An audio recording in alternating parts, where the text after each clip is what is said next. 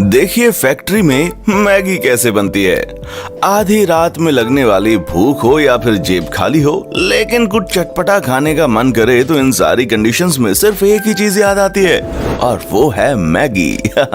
बच्चों से लेकर हर किसी को मैगी खाना पसंद है, पर दोस्तों जिस मैगी को आप खाते हैं, क्या आप जानते हैं कि इसको बनाया कैसे जाता है? और सिर्फ मैगी ही क्यों, इस मैगी को आप जिस चम्मच से खाते हैं, क्या आपको मालूम है वो कांटे वाले चम्मच किस तरह से बनकर तैयार होते हैं? और हाँ, क्या आपको मालूम है कि जिन पोटैटो चिप्स को आप खाते हैं वो असल में आलू को काटकर बनते ही नहीं है, बल्कि उन्हें बनाने का कोई और ही प्रोसेस होता है? अगर नहीं जानते तो जनाब इस वीडियो के लास्ट तक हमारे साथ बने रहिएगा, क्योंकि आज के इस वीडियो में हम आपको बहुत कुछ ऐसा बताने वाले हैं जिससे कि आप हैरान हो जाएंगे। पर हाँ, वीडियो शुरू करने से पहले अगर आपने हमारे चैनल को अभी तक सब्सक्राइब नहीं किया है तो प्लीज इसको अभी के अभी सब्सक्राइब कर दें, जिससे कि इसी तरह की इंटरेस्टिंग वीडियोस हम आपके लिए बनाते रहें।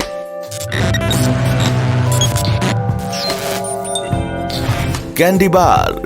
सबसे पहले बात करते हैं कैंडी बार की। दोस्तों आप लोगों ने डेयरी मिल्क चॉकलेट तो जरूर खाया होगा, अगर नहीं भी खाया तो इसके ऐड आपने टीवी पर जरूर देखे होंगे। पर आज हम आपको इसके बनने का पूरा प्रोसेस बता रहे हैं, जहां इसे बनाने के लिए sugar, coconut oil, cotton syrup और मोलासिस का इस्तेमाल होता है। जहां इन सारी चीजों को मिक्स करके 8 मिनट से लेकर 10 मिनट के लिए गर्म किया जाता है और फिर बाद में इस पूरे मिक्सचर को एक बड़े से बर्तन में डाल दिया जाता है। जो पिछली बार बनाते टाइम बची हुई कैंडी थी ना, उसे भी इस बार बनाने वाले सिरप में मिक्स कर दिया जाता है। बाद में इस पूरे मिश्रण को एक बड़े से स्टील प्लेटफॉर्म पर डालकर एक दूसरे में अच्छी तरह से मिक्स कर दिया जाता है और फिर इस मिक्सचर को स्ट्रेचर मशीन में डाल दिया जाता है, जो इस पर कैंडी को 5 मिनट तक स्ट्रेच करता रहता है। जिसके बाद गर्म पीनट बटर को इस कैंडी के लेयर पर सही मात्रा में डाला जाता है और इसके बाद इस बड़े से लेयर को बेलन यानी कि सिलेंडर का आकार दे दिया जाता है, जो आगे चलकर मशीन में चॉकलेट बार के साइज में कन्वर्ट हो जाता है। जिसके बाद एक मशीन से इनको गुजारा जाता है, जो हर 5 इंच के अंतर पर एक मार्क लगाती है और उनको काट देती है।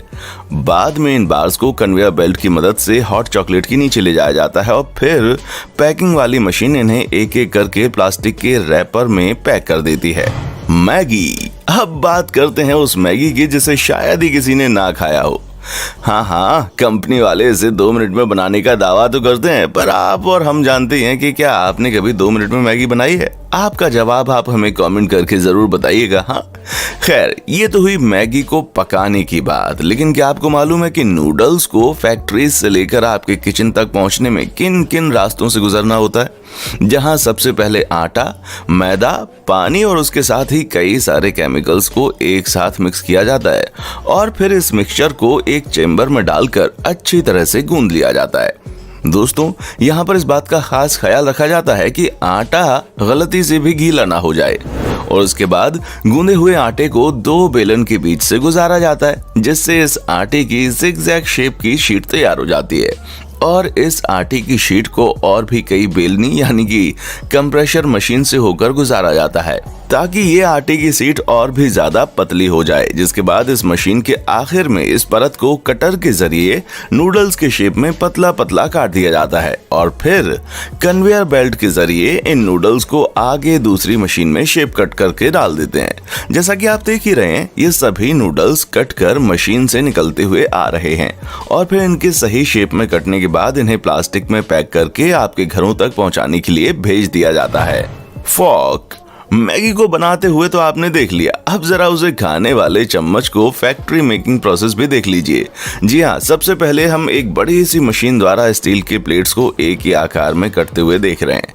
ये टुकड़े रेक्टेंगुलर शेप के होते हैं और फिर एक वर्कर इन सभी स्टील के टुकड़ों को एक साथ इकट्ठा करके दूसरी मशीन के पास ले जाता है, जहां पर इन्हें ऐसे आकार में काटा जाता है ताकि इनसे आसानी से कांटे वाले चम्मच बन जाएं, जिन्हें हम फॉर्क कहते हैं। और ये सभी स्टील के पीस जब अपने प्रॉपर शेप में कटने के बाद नीचे गिरते हैं तो वर्कर इन्हें अपने हाथों से उठाकर एक कंटेनर में डाल देते हैं। जब इस तरह के कंटेनर भर जाते हैं तो इन्हें आगे के प्रोसेस के लिए ले जाया जाता है, जहां इन सभी पीस को बारी बारी से एक रोल करती हुई मशीन के नीचे से गुजारा जाता है ताकि इसके आगे वाले हिस्से को थोड़ा सा पतला किया जा सके। और इस प्रोसेस के बाद चम्मच के हत्थे को शेप में लाने के लिए इन्हें खांचे के ऊपर रखकर इन पर दबाव बनाया जाता है और जब ये सारा प्रोसेस हो जाता है तो वर्कर्स इनके आगे वाले हिस्से को प्रॉपर शेप देने के लिए मशीन के अंदर रखकर काट देते हैं, जिसकी वजह से ना सिर्फ इसे प्रॉपर शेप मिलता है बल्कि इसके आगे वाला हिस्सा चम्मच की तरह बेंड भी हो जाता है। अब ये नॉर्मल चम्मच तो बनकर तैयार हो गया, इसे कांटेदार बनाने के लिए दोबारा से इसे मशीन में वापस डाला जाता है और दबाव के साथ इसके बीच में कट लगाए जाते हैं, जिसके बाद आपके सामने ये कांटेदार चम्मच बनकर तैयार हो जाता है। Potato chips. दोस्तों, क्या आपने कभी सोचा है कि ये सभी पोटैटो चिप्स एक ही आकार के कैसे होते हैं? क्योंकि जब हम बनाते हैं तब तो ऐसा कुछ भी नहीं होता। तो दोस्तों, आज आपके सामने इन बड़ी बड़ी पोटैटो चिप्स कंपनीज का पर्दाफाश कर देते हैं।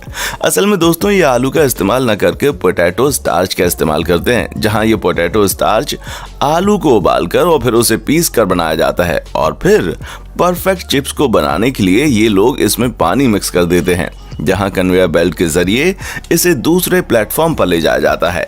बाद में 4 टन जितनी ताकत से इस मिश्रण को एक शीट में तब्दील कर दिया जाता है और फिर बाद में रोलर पर लगे कटर इन शीट को चिप्स के साइज में काट देते हैं, जिसके बाद दूसरा हैंडल शीट के बचे हुए हिस्से को साइड से निकालता जाता है और जो निकला हुआ हिस्सा है वो वापस से शीट बनने के लिए तैयार हो जाता है। अब जो कटे हुए चिप्स होते हैं ना, उन्हें फ्रायर में डाल दिया जाता है। फ्रायर में डालने से पहले चिप्स को एक कॉनकेव के शेप वाले सांचे में डाला जाता है, जो कि उसे कर्व शेप देता है, जिसे देखकर हमें और आपको लगता है कि वाह भाई वाह, कितने शानदार चिप्स हैं। बाद में इन्हें एक कन्वेयर बेल्ट से दूसरे कन्वेयर बेल्ट में डाला जाता है। उसके बाद इसका सबसे जरूरी हिस्सा, जिसके कारण चिप्स का स्वाद इतना बेहतरीन आता है। असल में दोस्तों, कन्वेयर बेल्ट पर चलते ही कंपनी इस पर अपना सीक्रेट मसाला डाल देती है, जिसके बाद मशीन खुद ही इन्हें सही क्वांटिटी में पैक कर देती है, जहां हर पैकेट में नाइट्रोजन गैस भरी होती है ताकि चिप्स हमेशा के लिए क्रंची रहे। और ये सारी चीज होने के बाद इस पैकेट वाले चिप्स को बेचने के लिए मार्केट में भेज दिया जाता है। Hot dog. नहीं नहीं नहीं नहीं नहीं नहीं, ये कोई असली का डॉग नहीं है, बल्कि ये नॉर्मल बर्गर की तरह ही होता है, बस इसकी फिलिंग और शेप अलग होता है, जो कि भारत में बहुत कम लेकिन अमेरिका में बहुत ज्यादा खाया जाता है। तो चलिए देखते हैं कि इसको कैसे बनाते हैं।